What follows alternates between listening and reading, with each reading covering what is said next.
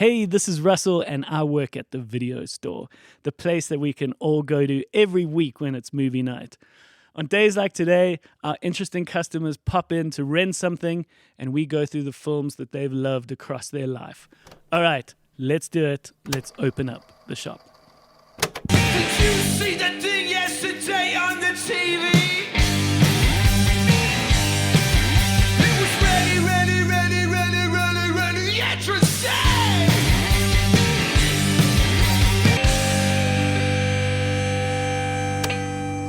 How's it? Hey, Rusky. Are you Getty? Yeah, it is early. It's early. Welcome to the video store. Thank you for popping into our lovely video store here. I've got myself a Gad with me today. I am Gad, and you are Russell.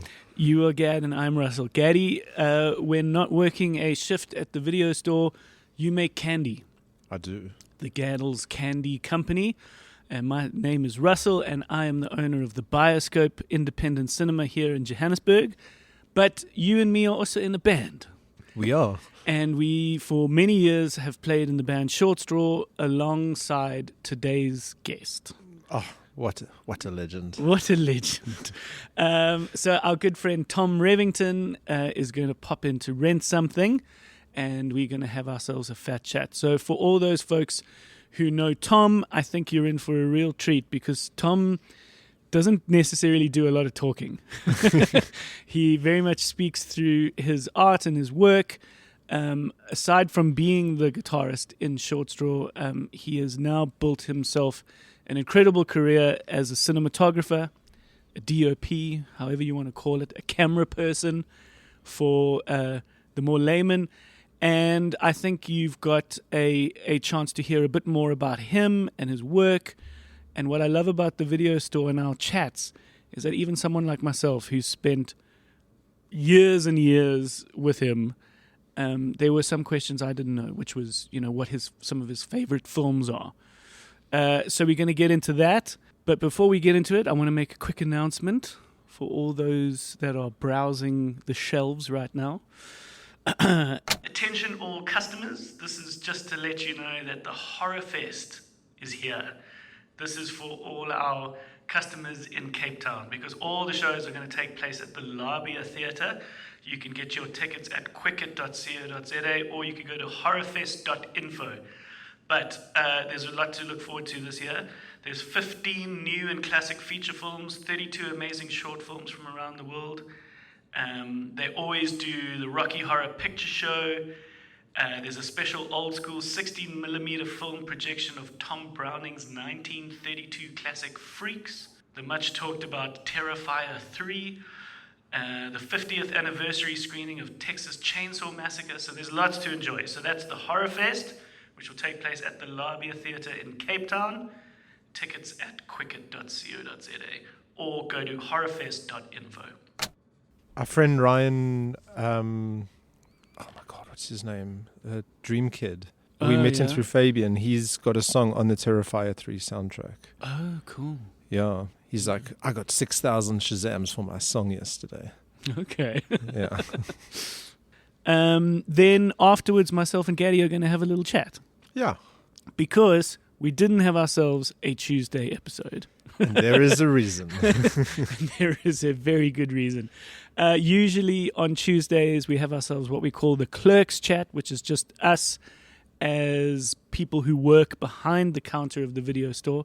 That's people like myself, Gad, Cole, Graham, Marigold, Perrin.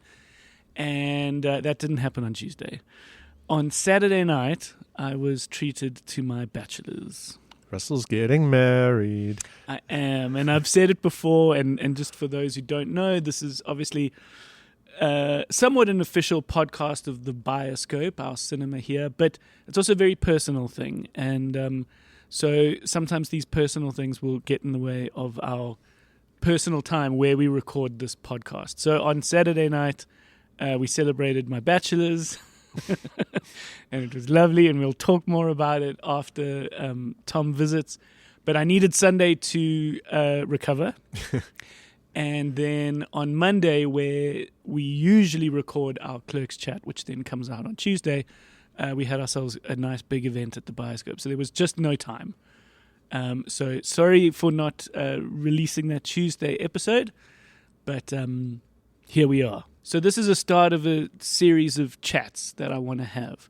Tom is the first of a few where I want us to get a little more into the nuts and bolts of different people's careers in the film industry.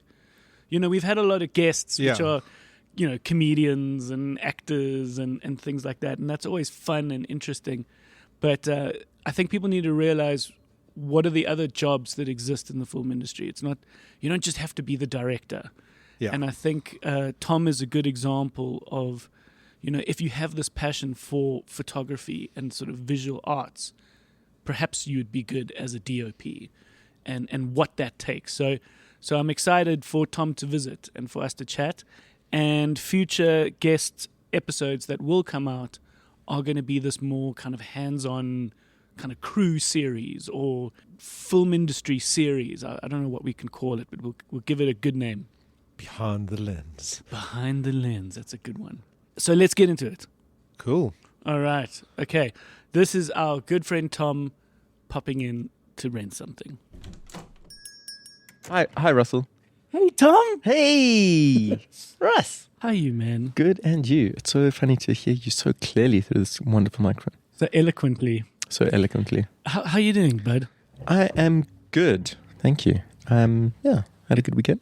Yeah, you came to South Africa for a friend's wedding. Mm-hmm. And was it a magical wedding? It was fairly magical. It's good to hang out with all the friendzos for so long. You know, I haven't seen them in ages, and yeah, it's good to see everybody. You know how weddings bring everyone together. It was fun. It was glorious, heartwarming. It's always nice to have you come out because you do occasionally come now for work jobs. I do, and it's always lovely to see you. Yeah. Let's talk about some of the things going on in your life. Have you've got a film coming up, hey? Or what you're going to be doing in South Africa soon? Yes. Well, anyone who's listening to this who doesn't know who I am. Yeah. Well, I'm Tom Revington. Okay. Well, let's go back. Let's go back a bit. You played in Short Straw, and for many years we've traveled the country and the world playing in our band. And I think at the start of the band, I was the guy that was more often taking photos to some degree. You were in film school. Yes, I was in film school. Yeah. When we started, and then slowly but surely you took more and more photos of the trips as we were going, and I could see that photography was certainly your passion. Yeah. And something that you were excited about. And then it was very cool to then see you become more and more of a cinematographer. Yeah, yeah. A director of photography. Yeah, it's strange. I mean, I think I did photography from quite young. I remember having a film camera that I found randomly. And my dad, put some film in for me and taught me how to use it. It was like a little SLR kind of thing. And I remember from then, always oh, I dig this. This is fun. It was really nice. And it was just so cool to see your photos get better and better. Oh, thanks. And do more and more. No, and then we knew that that's what you were going to do in your life. Yeah. And there was this really, I think, quite an important moment in the band where we had to, as a whole band, as Short Straw, we had to make certain decisions about our paths and what we were going to do. And it was very interesting that for someone like myself, I can run the Bioscope and play a show because I can see something coming, I can manage it, I can make sure staff are there or prepped already. I don't physically have to be at the Bioscope every day, every night. Yeah. But for you to be a camera person, you have to be there. It's got to be your fucking eye looking through the lens. So that immediately makes your job significantly different to the rest of us. Yes. And we needed you to be able to pursue your career because we wanted that. Yeah, for sure. You. Yeah. We were booking shows months in advance where your jobs might come weeks in advance. Yeah, it was tricky. And it's also tricky, giving up a 5-day shoot because you can't make one of those days. You know what I mean? It's not I can make one of them, I can make 4 days, not one. But yeah, I guess it's, universe works how it works. Yeah, and so it was. What was lovely is that we then allowed for that, and we respected the fact that you needed that time. I need to fucking pay rent, mate. Yeah. No, exactly. And so then we just saw your career take off at that point, where you were able to go and do those things. We brought in the lovely Zam to fill in for the band. Yeah. And whenever you're in town, it's always lovely to have you jump on stage. And, lovely to see your faces. Join. And mess up some of the songs. Yeah. But let's talk about... So how does it work for you? You're what do you call yourself? Director of photography, DP, DOP, cinematographer. I don't know. I think the modern world has got a bit wanky in terms of whatever it is. It's DP, I guess. Director of photography, collaborate with the director and make sure the visuals are there and, get the director's vision out onto the screen. That's basically what I do. And what is most of the stuff that keeps you busy? It's commercials, eh? So, yeah, my career is mainly made up of commercials and music videos. And I'm pushing more and more to get into narrative, as many people are. I think it's, a whole nother world it is. And also just, from coming from loving films and growing up and being like, oh man, I want to make films one day. Commercials are great and I love them, and there's always something different. So is music videos, but it's completely different mediums. And I really do want to explore more narrative and long form. But yeah. Have you had the chance to shoot a film?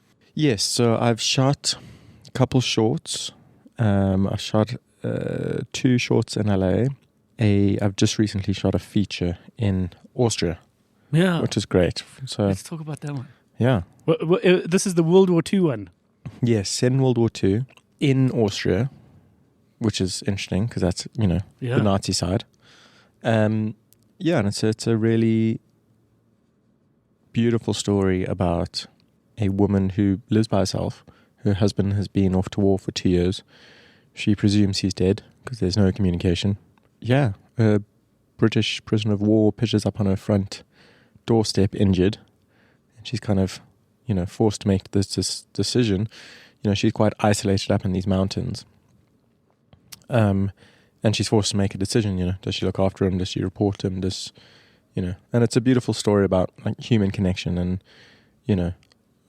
the other side of right and wrong. Sure. So she's German. She's German, Austrian. She's of yes. the German. Well, yes, because she's a sort of in theory would sort of lean to Nazi. Exactly. Her husband is on the German front lines fighting, or dead, has died on the front lines. Okay. And was this based on a play? It was actually. Okay, because it feels playish. Yes. It's interesting you say that. Why do you say that? I want to know. Just because these small movies that often take place in one location have often been adapted from plays. Yes. Yeah. There's a film that's currently on Netflix called His Three Daughters. I don't know whether you've seen it. No, I haven't. And it's a very cool, indie New York drama. Okay. 3 daughters have all come together, and pretty much the whole movie takes place in the apartment when they're looking after their dad who's about to die from cancer. It feels like it's a play. Because, in New York, there's a thriving...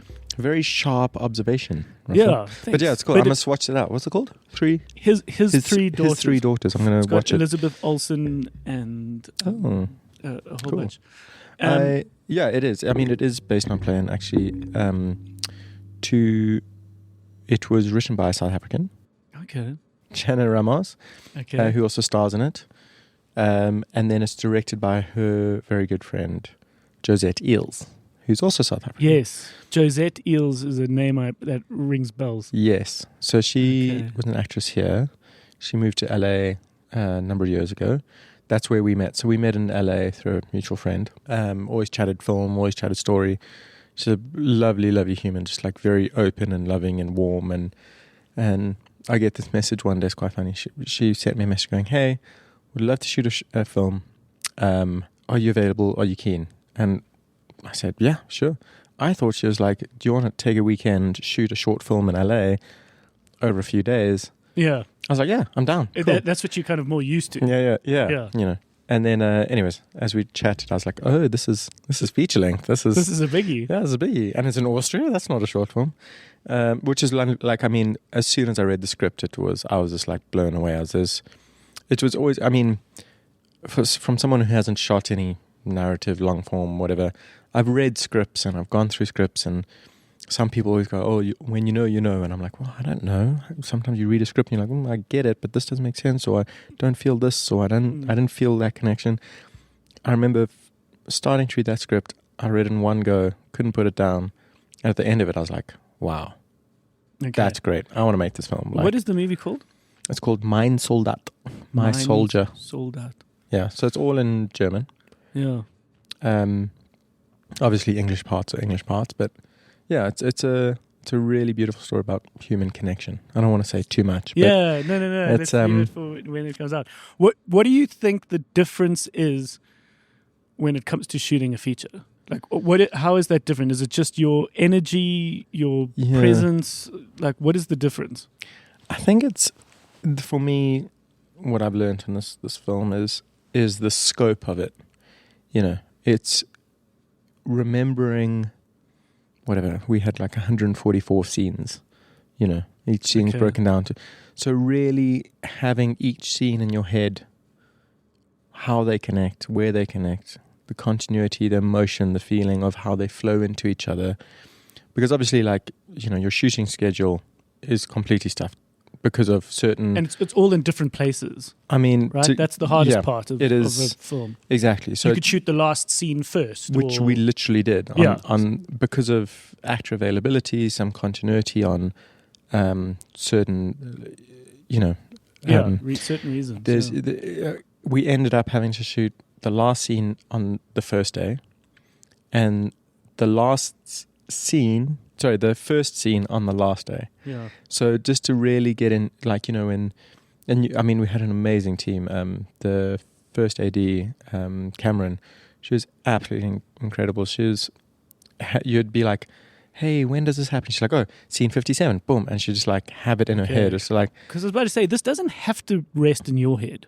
No, I mean, that's what I love about films. It's very collaborative. It's, you know, it's like, it's everyone has to be on the same team and everyone focusing on the big picture. Yeah. And, you know, always making decisions for the story, you know, like what is going to help the story be told the most effective way. And that's something I found incredible working with Josette. It takes a lot of trust from someone, but then you get everything, you know. So it was amazing, you know, for like Josette going, she's very like energy and feeling based. So she'll be like, she keeps saying, I'm not technical, but as soon as we like look at a lens or a light or something, she'll be like, it feels like this, or it needs to feel like this. And I think we got on the same wavelength pretty quickly. Yeah, and just that trust and always putting all the ideas on the table and just trusting that the best one will be the one left. Because you as the DP, the director of photography, you could just go, yes, boss. You want that? Cool. You know, I'm just saying, like, that job could be a very, like, you want to go in closer? Cool, going in closer. Yeah. Just this technical person that makes it happen. But I'd imagine the good ones in history and in the world are the ones that not fight back, but have their own personality, where on set you'd say, let's do it like this. Or how about we do that, right? Yeah. It is a huge collaboration, yeah. It's like, you know, and I guess everyone has their different styles. Some, you know, directors know exactly what they want, but it is like that. I always find great work always comes from collaboration. And so you felt that in moments where you've been able to... Oh, definitely, yeah. Yeah, like, you know, just talking from the looks to the, I don't know, angles, the coverage, you know, like when you're blocking a scene and you have two characters in a space and they move around a lot, like, where do you want to see them? How do you want to see them? Do you want to be down in their eye line? Do you want to be profiled? Do you want to be with them in that moment on a wider lens, close and intimate? Do you want to be observational and a little further back? Like, whose story are we watching in the scene? Whose kind of point of view are we with? Like, because if you get a little too close to the one, you could come out of this in the edit going, oh my God, we don't have this person's story. We never Yeah. never covered them properly. Yeah, or just exactly like that, or just just knowing that like you want the point of view of someone in that scene, or as a observational.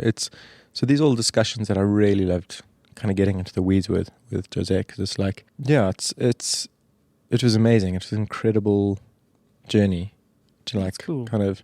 This is the first This feature. is how it's different. This is the first feature. First feature, yeah. But I mean, how many commercials would you say you've done by now? I don't know, 200 plus maybe. Yeah, I don't know. it's amazing. Yeah. So And you've worked with some of, incredible directors, because some of these Yeah. directors in between big famous Hollywood movies are doing commercials, because also it keeps them fresh, gives them Yeah. extra pocket money. Yeah, no, You totally. worked with the dude from Greatest Showman, Yes, I did. Michael director- Gracie. Yeah. Michael Gracie, the director Lovely of man. Greatest Showman. Yeah, very, very lovely man, and We- very incredibly talented and inspiring. We have to talk about the Robbie Williams movie. So we Okay. chatted the other day, and I just Yeah. would love to just repeat the story. Yeah. We've spotted it as the video store. There's this movie coming out, and we Yes. spoke about it in an episode a while back called Better Man, Yes. where it's a biopic. I Yes. don't know which one is the best pronunciation, of Robbie Williams, played by Robbie Williams, voiced by Mhm. Robbie Williams. Yep. But instead of him, Yeah. it's a monkey. Yeah. It's a like Planet of the Apes Yes. CGI monkey. Mm. And it's played at a couple of festivals, and it's gotten some Yes. people going, what the fuck? This is crazy. Amazing. Yeah. But we haven't seen a poster as of yet. We haven't seen a trailer. Mm-hmm. You got shown scenes. I literally, I mean, I was lucky enough to, when we were filming in Cape Town, he was like, "Yeah, do you want to watch a scene from this?" And I was like, "Yes, of course." Fuck yes. And it was an incredible scene. I obviously don't want to give too much away, but what was spectacular about this scene is that they shut down Regent Street in London for 5 nights or something, Okay. which is, I mean, I kind of never know heard London, of. but I don't know it that Regent well. Street's like the main, like, high street of London. Like, it is huge. Like, you can't just shut down Regent Street. Like, I don't think it's ever been done. It's like, Okay. so they managed to do that for five nights with a cast of hundreds of people, like Yeah. a big musical number in Regent Street, and it is absolutely mind-blowing. It's incredible. It's just, I watched it and I was just like gobsmacked. I was like, Was it like wow. a musical number? Yeah, I mean, Because with Robbie Williams, it makes sense. It is that there's it's a gonna be- musical. Have It's you a musical. Have you seen the Netflix series on him, on Robbie No, Williams? I haven't. No. It's so great. You'd Yeah. love this. He, I think he's in LA at this point, Mm-hmm. where he's relatively unknown. Yeah. He never quite like cracked America, Yeah. but was obviously super famous in the UK. And they obviously shot it over a series of a few days, but they made a very interesting decision. Mm-hmm. Basically, they went back across his life. Yeah. So they went through all these like moments in his life. But the device of him talking Yeah. is him on his bed, basically in his underpants, Oh, I've seen a little bit watching of this. Yes. watching off a laptop. Sorry, I have. I've watched, I think, 2 episodes because I'm not sure, but I know Michael Gracie was involved in that. Oh, he could have been. Okay. I know he was because I know they're quite close. I think. Yeah. Yeah, It's just I so think great. they It's such did. such a cool decision where it's Yeah. like, hey, man, you want to get this guy vulnerable, being himself, Yeah, comfortable. yeah, That guy comfortable is him in his underpants, yeah. like on a bed, Totally, which is so Yeah, cool. no, amazing. Okay, but so you got that chance. What are some of the other encounters? Worked with Beckham at one point. Yeah, I shot with David Beckham. I shot with Sanya, the footballer. A couple of footballers. I mean, working in the UK, you realise a lot is based around footballers. Yes. You know, fair enough. Shot with a few different. Who else have I shot with? Yeah, I've got a terrible memory when I'm put on the spot like this, but yeah, I mean, just working with some really incredible unknown talent and crew. Yeah. You get to see some amazing talent just working the day to day. It's amazing. Yeah. Um, What are some of the the lessons you've learned? Like, pretend I'm a young cinematographer. Like, what would be the advice you pass on? It's tricky. I mean, just keep going. My biggest thing is filmmaking is very much collaborative. Yeah.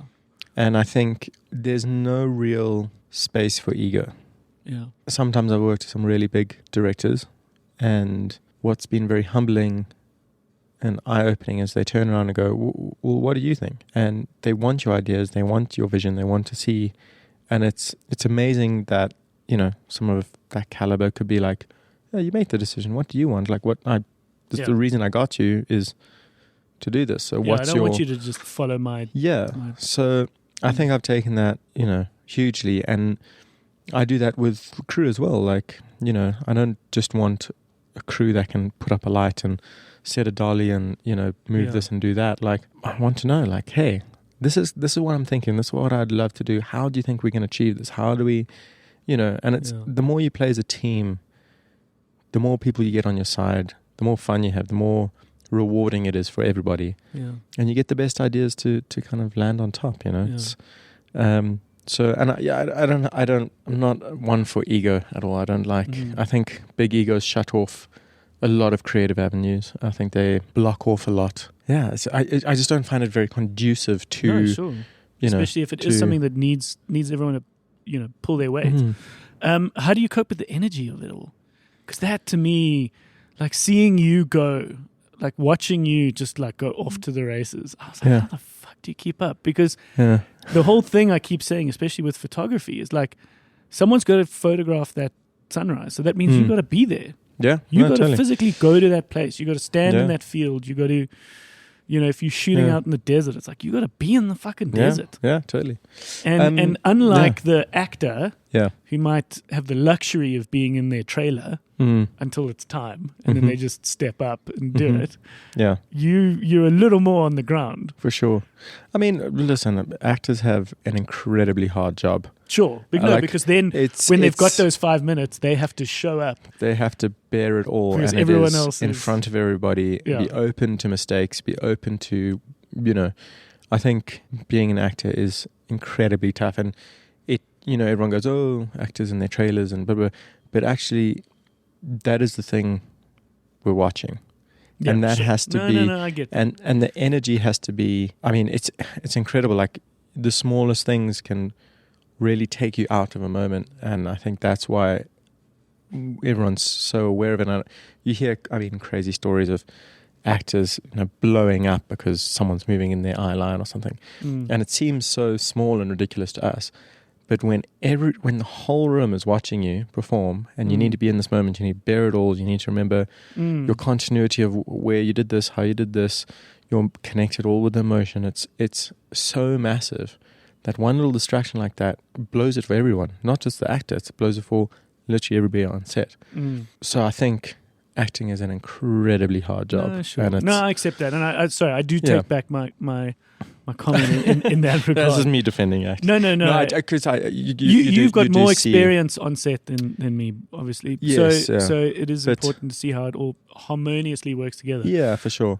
But yeah, I mean, coming back to the long days on set and the energy, it is, and it gets very hard again. Why, you know, teamwork makes the dream work, because you know, I need to trust the people, you know, my lighting guys or grips, or you know, production design needs to trust their teams, and I think that's it. You need to they are very long days. I mean, it's great. I think what is nice is that you're in it and everyone's focused on it. Like, I never look at my phone on set, just purely because there's no time, you know. Yeah. It's like and I think I personally, I have a mentality or energy that kind of needs that focus. I tried to be an editor once. And I couldn't fucking do it. No. I couldn't, like, everything was last minute, and I was like, I loved it. It was great, but it was very much, I need to be present, focused, and in the moment, you know, the whole day. And once the energy's on and everyone's going, let's go, let's do this, it's a great ride. It's fucking wild. Like, and a 14-hour day can fly by in a really weird sense, you know. Yeah. We both went to Wits, and Wits was quite great in that it let you be a little bit of everything. there was one project where you had to shoot and the other project you had to edit, and I couldn't do the edit. So I was like, after 10 minutes, I was like, I think we need a break. I think we need to go out and stretch our legs. It's like, I can't sit and go through all the footage. I do love editing and I think it's a vital skill for almost any filmmaker. If you're a director, cinematographer, of how things actually come together. Sure. It's especially like scripties, and like there's so many people that I think could learn so much from just editing. Yeah. And it's the best feedback loop. If something doesn't cut, if something doesn't work, you need to know why. You need to go like, oh, shit, I fucked up. Yeah. Or and so learning how it all cuts together is vital. I mean, you could have the most beautiful shot in the world, or the most emotive shot in the world, or something, and if it doesn't fit, it just doesn't fit. But I really appreciate what editing taught me. Yeah. But I just couldn't work more than 2 days ahead of deadlines. No, I can see how it fits into your personality of being there, being present, being in the moment, and having the opportunity to shut other things off. That's quite a rare job. Yeah, but also being allowed to, Yeah. Home is LA now, hey? Home is LA. What's that like? Venice Beach, baby. Oh, cool. I spent a little time on Venice Beach. Yeah, it's like wild. The freaks and geeks. Yeah, like the crazy folk. And, it's crazy. I love it. It's very cool. Keeps you on your toes. What's that like for you? I mean, I dig it. It's really, really cool. It's an amazing city. Very different. It's taught me a lot. Opened my eyes. It's great. It's really, really cool. I love the people there. The lifestyle's really great, also the nature and everything. But also so strange to be in the middle of a city where everybody is in the film business. Yeah. You know what I mean? Like everybody, the whole city, I mean, obviously an exaggeration, but I know what you mean, yeah. It's just like crazy. It's just like, Does that not feel overwhelming? It does, but also inspiring in another kind of way. It's weird. It's especially if you're working. Yeah. It's one thing if you're like struggling and not making it happen. But if you're doing what you want to do and you're keeping busy, I'd imagine it's very inspiring. It is. I think it does, the amount of people and the amount of, I mean, it's just incredible. But I think the competition gives way to collaboration. Okay. I think because there are so many people doing it. I think in smaller environments, people get quite competitive because, it's like, whereas like, LA, there's literally hundreds of thousands of people doing what you do. Yeah. So like almost the competition goes away completely. And it's just like, you end up chatting to people like, oh man, you just end up chatting about films or going to watch films or like, or like you want to go shoot something random or crazy. Like there's far more like, oh, you do this because you love it. I do this because you love it. I love it. Like, let's do something cool. Like, let's just fuck it, like, which is also cool. Like, there is that element for sure. Okay. I remember as a young, impressionable musician in high school hearing, I knew people that knew the members of Just Ginger. Yeah. And they made a move to LA. Yeah. To kind of give it a go. Yeah. Only to discover that there's as many, and I think this obviously stands to be corrected, but it was something like 10,000 operating rock bands in LA. Yeah, I would not be surprised at all. Yeah. And operating as in like have a deal, playing shows, trying to make it a thing. Yeah. So it's like, it's the place, but it's like, it just shows you just the sheer extent of how many folks are out there. Yeah. You've just walked into our video store. Do you have anything to return? Have you watched something recently that you love? Yes. Actually, Anna, the last time we chatted for coffee, I've been kind of exploring different filmmakers for different things. Okay.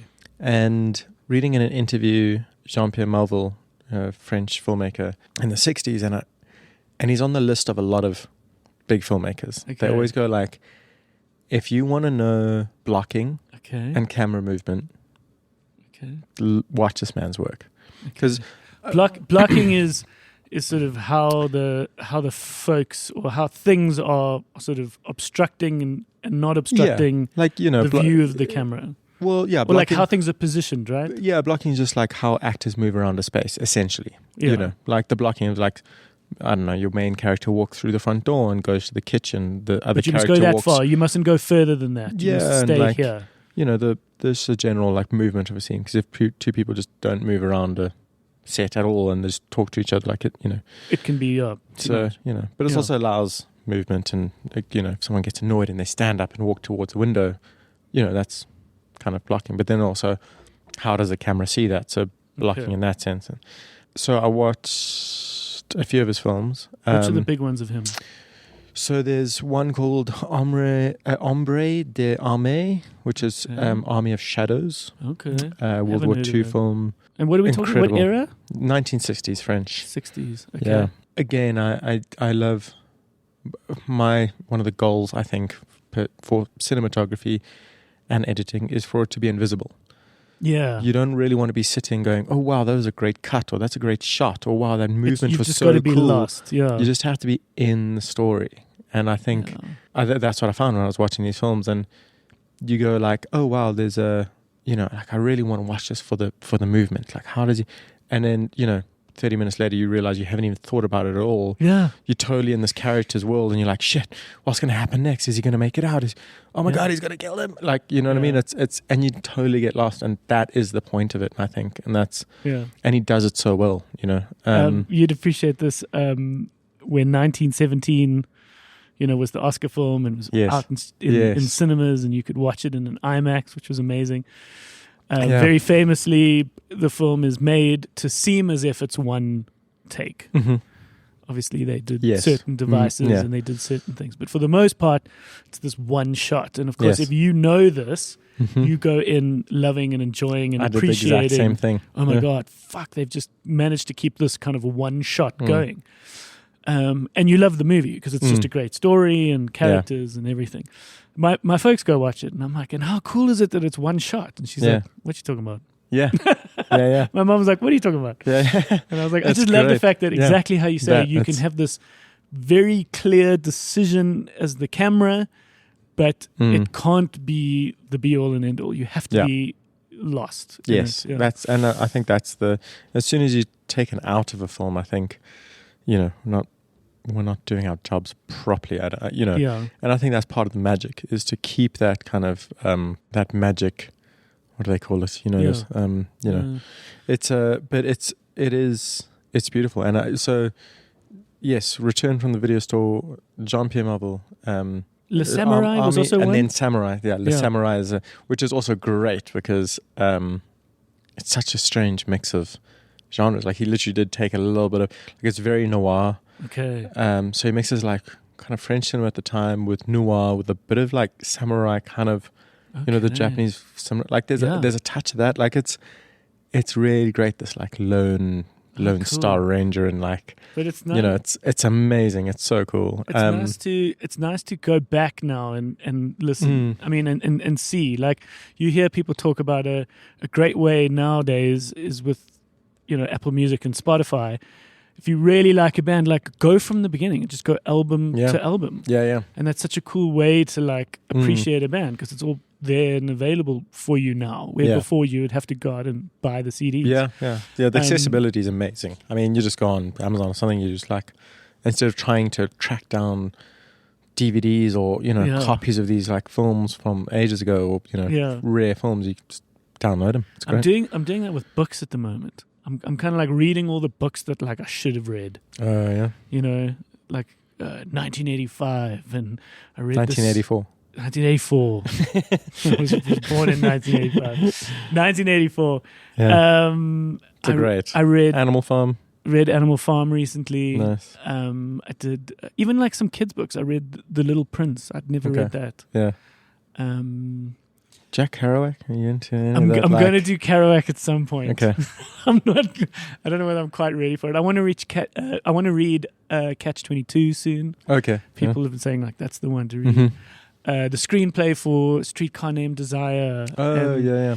So I've got Frankenstein, Oh, which amazing. I want to read Yeah. soon because Oh, Guillermo del Toro's going to release his soon. Dracula. Mm. My dad recently kind of did a reread. He said he hadn't read in years and years and years, and he said, "What a great book! Yeah. You've got to go read the original." Read the original. He Dracula. says it's incredible. Yeah. Yeah. Yeah. Interesting. Yeah. We grew up here in Joburg. Hey, Mm-hmm. what is a movie that came to you when you were a little kid that you loved? We have your puppy love film here at the video store. I'm curious. So I want to get to know you yeah. now. Despite being with you a couple of times a week for like a decade. Yeah. I don't think I've ever You don't asked know. you what some of your favorite movies are. So, Cool Runnings. Lovely. So, Cool Runnings, my brother and I watched possibly 50 times. Yeah. We had a VHS and we ran that thing broken. We could lovely. quote it like, Sanka, you're dead, man. No, man. Yeah. Like, kiss the lucky egg. And like, I'm like, even today, like, we go like, family things is like, oh, I'm feeling very Olympic today.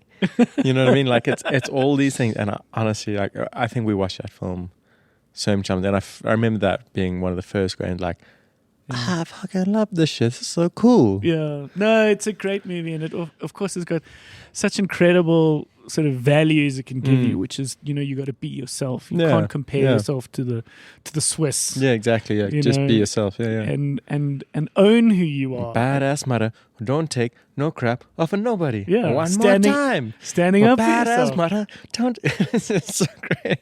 That guy came to the bioscope once. No way, it's really. That dude who played Yul Brynner. Yul Brynner. Yeah, I was like, Fucking so what else have great. you done? And he's like, yeah, no, it was, you mentioned it coyly, like, I was in Cool Runnings. I was like, what the fuck? Which one were you? Because it's like so many years later. And I was like, oh my God, I can see this shit. Okay, then we went over, in high school, we were in Greenside. Greenside High, baby. Yeah. Uh-huh. And you were chums with Jakey. Jakey, who's the drummer in Short Straw. Mm-hmm. L, who's the singer in Short Straw, was also in Greenside, but he was a bit older. Yes. Did you ever know L? Vaguely. Yeah. So I remember didn't watching the band they had at the time play like an open day, or like they called it Green Day. That makes because of sense. Greenside open day. Yeah. Ironically, and I remember watching this band and watching Ollie play drums, who's the original drummer for Short Straw. And I mean, I must have been 14 or something. I must have been 17 or I don't know, like can't do the maths, but I remember Greenside. Yeah. What was a film that came to you in high school that you think sort of? Good question. Were you like a sort of silly comedy guy? Yeah, I mean, I love silly comedies. Like I love stoner comedies. I don't know. I'm trying to think. There's like, I want to say Superbad, but that's 2007. 2006? When was Superbad? I forget. I think it was past high school for me. Okay. I think. Yeah. Could be wrong. But it feels like a high school movie. Yeah. But stuff like that. I mean, Superbad. All those like early stone. You know what? Actually, something that I remember watching in high school and I fucking loved, which was A Big Lebowski. Okay. That's cool that it came to you that early. Yeah. I remember it was just like fucking, because it was like a very sort of early stoner comedy in a way, just 100%. in a Coen Brothers style. Like it's a frustrating movie in the best way. Why? Well, it's just because it's just so complicated. Yeah. And they just speak past each other. They never they never communicate directly to each other. I love it. Yeah. And John Goodman's character is so good. Is so good, but he's just so annoying. Oh in man, like such a good way. Yeah. Okay. That's great. You then great film. Went to Wits. Mm-hmm.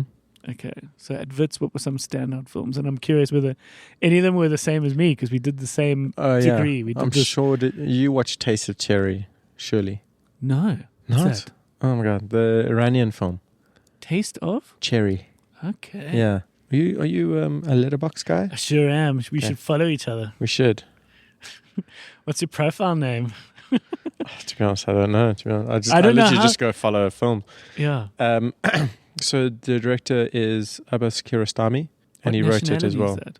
Iranian. Iranian. Yeah. Okay, you said. So I remember watching this, and it was the first time that I was like, "Oh wow, there's a world outside Hollywood." Yeah. And you know what I mean? And I was like, and it's such a beautiful film. Yeah. And also just we studied it and we kind of dissected it, and It was like a cast of non-actors as Yeah. well. Yeah. And I think it made the filmmaking process more accessible. I was like, wow, I could you do can- this. you can do this. You can go make a film. Yeah. Wow, like you don't need. Well, you that's what his three daughters felt like for me. Watching it just last weekend, going like, this is what young filmmakers could do. Yeah, especially with the You can do this right now. This could Yeah. be an apartment in Ilovo. Yeah. Or in London. Because Yeah, dads die from cancer everywhere in Yeah. the world, not just Yeah. New York. yeah, You know, and yeah. you'd appreciate this. We had a screenwriting lecture at Wits show us Sideways. You know, that Paul Giamatti, Yes. Yeah. Paul Thomas Anderson. I think it's Paul Thomas Anderson. And he was like, this is set in the wine region of California. Two buddies before the one guy gets married.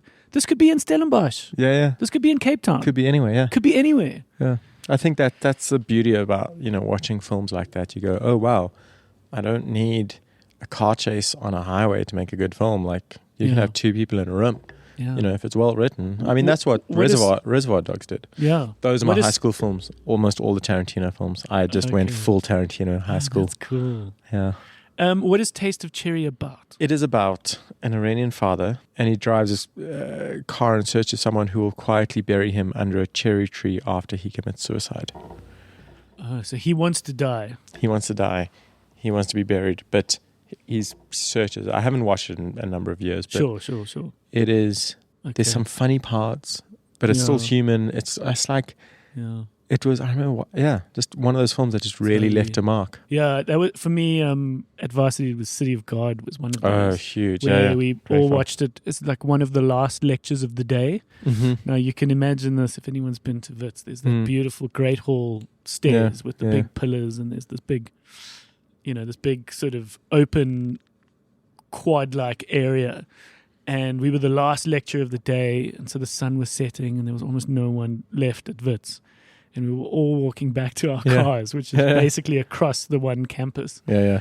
And we just watched City of God, and no one said anything to anyone. We were just like, we had every I think- bit of every bit of like, I don't know, just shit just drained from us from watching it in a good way. Yeah. It just It's- left us different. I you think, know? and that's the thing is good films change you. Good films like really make you think. Like I've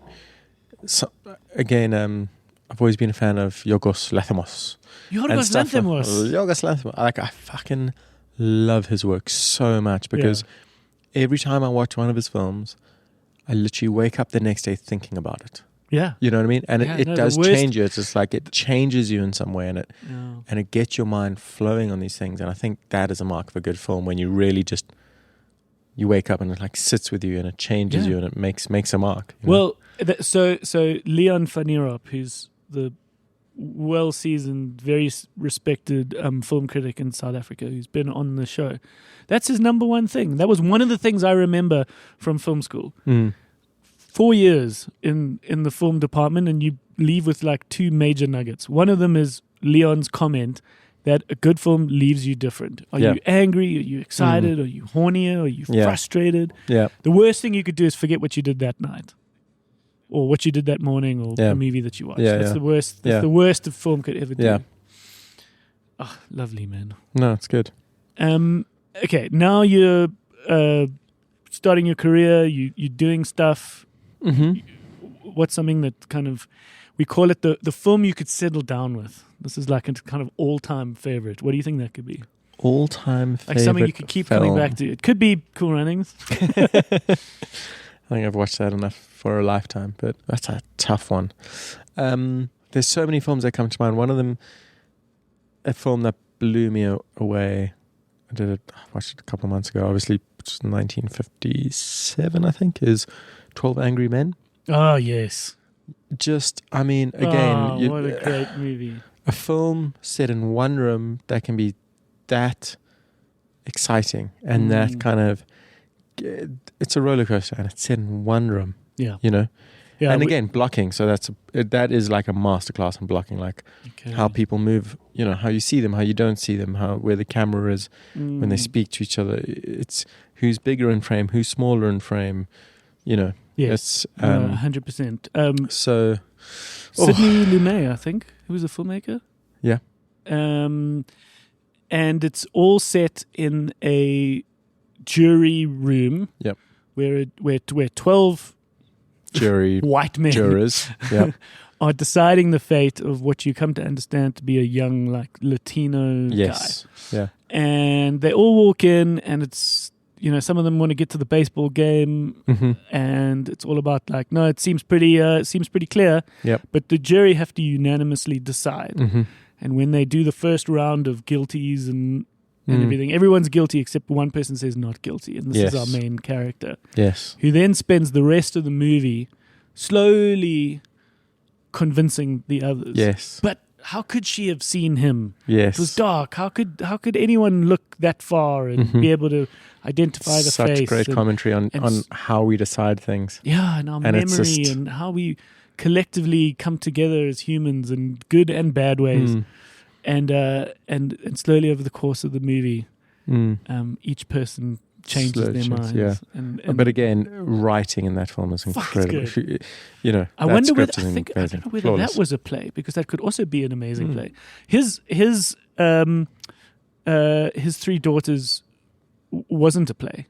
It was just a cool indie script for a movie. Okay. But I thought it might have been a play. Oh. But something like The Whale is a great example. Yeah. Yeah. Of like what was a really amazing play. Yeah. Brendan Fraser was amazing. That then could be made into a really special movie. Yeah. Where Yeah. pretty much the whole thing, takes Yes. place in his apartment. Yeah. Yeah. What do you want to watch more of? Let me try to find you something to rent Okay. in our video store. Okay. What are you in the mood for? Good classics. What you trying to do with books, I'm trying to do with films as well. Like, I'd really love to go, like, and I have been doing that to a degree. Recently redone it with all of Kubrick's film, like Barry Lyndon is. What a film! I haven't Loved seen it. Have you not seen Barry Lyndon? No, it's also on You my just list. got to go. You've got to do Kubrick, and then what's the? There was a film we watched in lockdown. You'd love this. So Yeah. myself and Cole hunkered down for level 5 lockdown, Yes. and we were two film student, filmy folk. Yes. We're stuck with nothing to do, so we watched Yeah. a lot of movies, and we gave ourselves weeks. We were like, this week is I did the same. Korean Yeah. filmmaker Yeah, week, yeah. and we watched Yeah. Memories of Murder and all these cool movies. Yeah. In the Mood for Love, and some of them were rewatches. Also, it was like, let's watch all the movies we need to watch. Yeah. We did a film noir week. There's an early amazing. Kubrick. It's a Yes. black and white film called The Killing. The Killing. Killing? That's worth it. Not Doctor Strangelove. No, that's cool. Yeah. Because it's not a war film, right? No, The one I'm thinking of is Paths of Glory. Has that really, really long tracking shot in the trenches, which is something like the longest tracking shot before 1917 or something like that. I don't know, that's broke some record. I think it's called Killer's. Yeah, here we go. Killer's Kiss.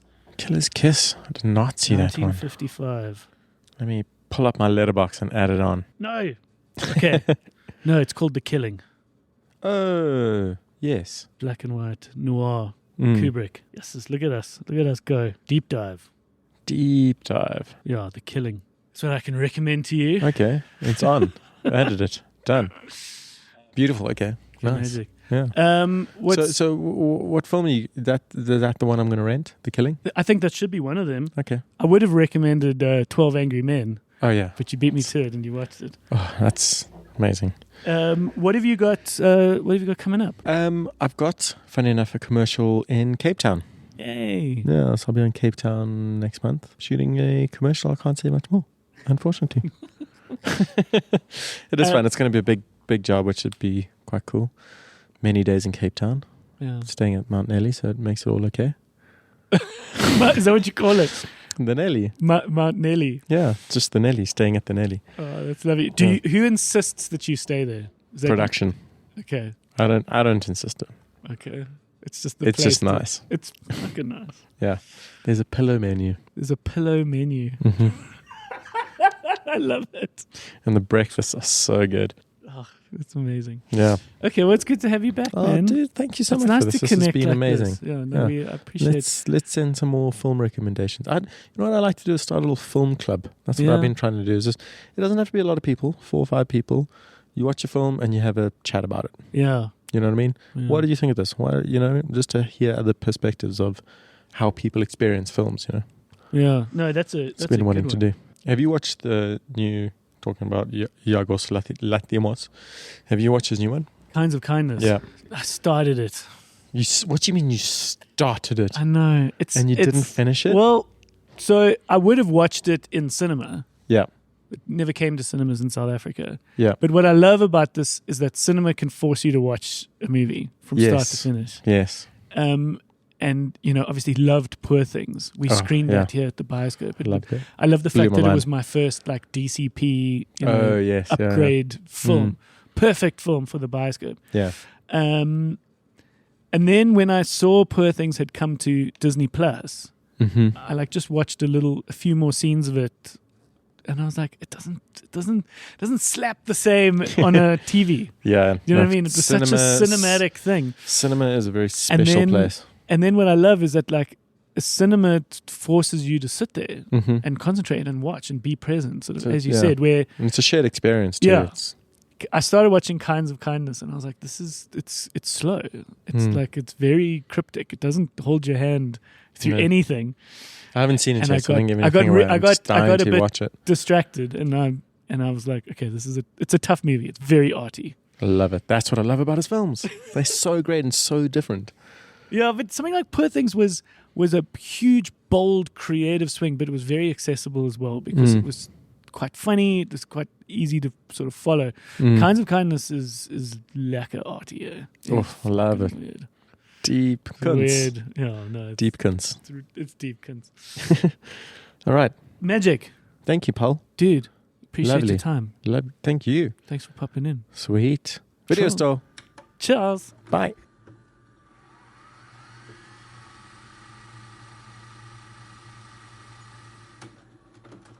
All right. What a lekker chat. Oh, Tommy boy. The bubbles. The bubbles. Let's explain that. Let's explain that to people. So, Short Straw is a band of 5 of us, and Tom famously didn't do much speaking. Or singing. Or singing. He listen, Just never had a mic. he's the most incredible musician, like the most incredible, naturally gifted guitarist, but not necessarily a good singer. Listen, I'm not the greatest singer, but I do the occasional backup. But Tom never really sang. But there was one show at Rocking the Daisies. The one that's recorded and on YouTube. Yes, where Tom, for some reason, had a microphone in front of him. So he took advantage of that. On the side of the stage, they were sending out these bubbles into the crowd. And I think Tom was quoting Finding Nemo, I think. Maybe. But the only thing he ever said on the microphone out loud in about 12 or 13 years of being in our band was, I love the bubbles. And we always made fun of him for that. And I think that also compounded the anxiety for him to not speak more in the band. Probably. But I mean, who doesn't love the bubbles? Who doesn't love the bubbles? But no, it's great. It's great catching up with Tom. It was great hearing these films that he loved because, as I said, we've been next to each other. We've been in the same car. We've been in the same plane venue for over a decade together. But I never knew what his favorite films were. Let me guess. Bubble Boy, The Bubble, The Boy in the Plastic Bubble. No. How many more movies with Bubble are there? But yeah, I want to know what you thought of The Bachelors. That was great. Well, it was kind of like, what do you call the sport? Hot shots. Yeah. So what we did is it was actually inspired from our episode with Nick Hammond. He was talking about his affiliation with golf and how he's this Sunshine Tour in Dorsey. And then I think it actually happened off the mics when he reminded me that Hot Shots exist, which is like a gamified version of the driving range at World of Golf here in Johannesburg. And I've done this once where I was getting new irons, which are the clubs, the steel clubs that you use. And they have this technology now. I don't even know where or how it exists. It's magic, Russell. But when I was testing my irons, they were seeing exactly how far I hit, where I hit, the curve. Every sort of part of my hit was being analyzed for scientific reasons. And then someone must have gone, and I'm sure this didn't take very long, they must have gone, oh my God, we could fucking gamify this. We could turn this into a game. Yeah. So it almost felt like we were Tempen bowling. So Nick let me know this. He reminded me that this existed. And then I thought, my diverse group of friends, and it's very diverse. Some of you guys are like the movie nerds who perhaps don't do a lot of sport. And then I've got some friends that play golf like once a week. I also look to my dad, who plays a lot of golf, my future father-in-law, who plays a lot of golf, and my nephew, who is a little boy who's starting to play a lot of golf. So I thought this could actually be fun and a cool idea. So I suggested it to my best men, who is Kyle, a good friend of mine, and Alistair, the singer of Short Straw. And so they coordinated it. And I thought it was lots of fun. Yeah, I mean, I don't think... I was actually thinking about it. I don't think I've even hit a ball at a driving range before. Like, I've played putt-putt. It's the only contact I've had with club and ball. So this was, just pretty much going to all the guys who are apparently really good and going, hey, give me a tip, quick. What is that? Yeah, I think the majority of us weren't great golfers. So there was a little bit like Tempen bowling. There's always the one gutter balls and so it was lots of fun. And so it was great to have you. Yeah, so the one mate was like, keep your left arm straight. The other guy was, it's all in the hips. That's all I remember from that Adam Sandler movie. And then it was nice because you got to meet some of the other people who are going to be at the wedding. Yeah. And so the wedding is early November. And so I've said it before and I'll say it again. I think the video store might take a little break around early November, because of the wedding, because of honeymoon. But we will then be back. Okay. So, yeah. Well-deserved break. Yeah, I think so. I mean, we've been clapping it every week for like 2 years. Yeah. And loving it. Absolutely loving it. So that's very important to mention. But sometimes just these personal moments just take over. And it's nice just to give it a bit of a breather. But let's talk a little bit about movies just for a seckie. Or series. What are you watching at the moment? Or trailers, or what did you want to chat about? So I saw this trailer for this documentary called Kim's Video. Okay. Apparently, it looks like it's on Amazon, but this movie looks insane. Apparently, this guy, Mr. Kim, had this video store. I can't remember, some small town in America, and at one point he had up to 50,000 VHSs. Wild. A huge majority of which were bootleg. Okay. And apparently there were some movies in there that didn't exist anywhere else. I don't know where this guy got this stuff. And they were infamous. Like the FBI would come in and just take rows of movies, the bootleg ones, and then within a few days he'd made new ones. Okay. So at some point when he saw the end was coming, he decided to digitize all of the videos. Okay. So for some reason they sent them to Italy to get done there. So what I can tell from this documentary, from this trailer, is that the movies got to Italy and then nothing happened to them. Like the process didn't happen. So this documentary is kind of about this crew who get a whole bunch of people together, go to Italy to try and find these tapes to break them out to save them. Okay. Interesting. I mean, how nuts does that sound? Yeah, I think when you've got such a unique person who's created this unique collection, you see these kinds of documentaries all the time where, someone's dedicated their life to something and that it's worth making this film about it, telling their story. Yeah. Okay, Kim's Video. And it's on Amazon, you believe? This is on Amazon, yeah. Okay. I haven't watched it yet. All right, cool. Yeah. Magic, man. Yeah, and then I finally saw Beetlejuice. Nah. I did not think I was going to like it as much as I did. It's great. Yeah. It's a solid movie. We Yeah. spoke about this. It delivers. It wasn't like over sentimental like the Ghostbusters sequels and just up its own arse. It was so goofy and as stupid as the first movie. Yeah, I think some people now who perhaps don't have a relationship with the first one thought it was like a cash grab. But they hadn't seen or really experienced the first one. Yeah. So they couldn't really legitimately feel how it's moved on. But there was enough reports from people that indicated that Tim Burton really was having a good time and was loving it. Yeah. And was faithful with a lot of practical effects. And Yeah, the it had a lot of small heart. sets were great. Like I watched a video last night, kind of a review on it, and they were saying how a lot of Tim Burton's previous movies is just this vast expanse. Like in the Charlie and the Chocolate Factory, you just see it, like you can't see the end of the factory, and Yeah, where he was using a lot of CGI as opposed to a practical effect. but there's like the hell, the kind of afterlife in those small rooms. You could just feel the claustrophobia again. Like they kept that element, which I loved. No, it was a solid movie. It was really good. Magic, man. Yeah, Okay, no, it was lekker hanging out with you. yeah, Rusky. What Good a seeing nice you. day. Yeah, And we'll see you down the road. down the road. Cheers, guys. Thanks for listening. And our home base is thevideostore.co.za. There are links to previous episodes. And as mentioned, this is a tool of a interview where I really think we can help people see all the different aspects of the film industry. I used to be a runner for about 7 years. You on keep Form telling 6. us. Yeah. Yeah, I learned nothing. You learned nothing. No, but there is just so much. And I mean, I'm testament to that too, where I went into film school and like everyone, I wanted to be the next Tarantino. But I realized, what's the point in all of us making movies if there's no place to show it? So Yeah. myself and Daryl, my good friend at the time, who was next to me in film school, we had these dreams to start a cinema. And here we are 14 years later.